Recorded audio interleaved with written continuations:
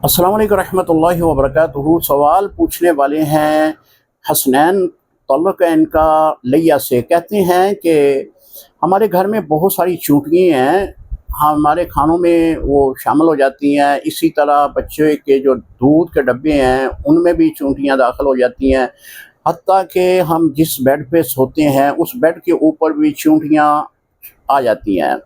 बहुत तकलीफ़ दी हुई है, क्या हम इनको मार सकते हैं? मुहतरम कानून है शरीयत मुतहरा का कि हर ज़रर ज़दा जो जानवर है उसको मारना शरई तौर पर जायज़ है।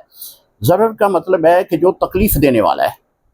चूंटियाँ जिस तरह आपने सूरत बयान किया, ये आपको तकलीफ़ दे रही हैं, आपको खाने को ख़राब कर रही हैं, बच्चों के दूध को ख़राब कर रही हैं, आपको सोने नहीं देती, आपके बिस्तर के ऊपर चढ़ जाती हैं।